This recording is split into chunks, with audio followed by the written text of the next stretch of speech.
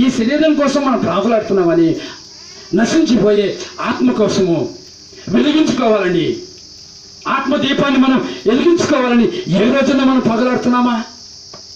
అందుకే ఒక భక్తుడు ఒక పాట రాశాడండి, నా దీపము యేసయ్యా నీవు వెలిగించినావు, సుడిగాలిలోనైనా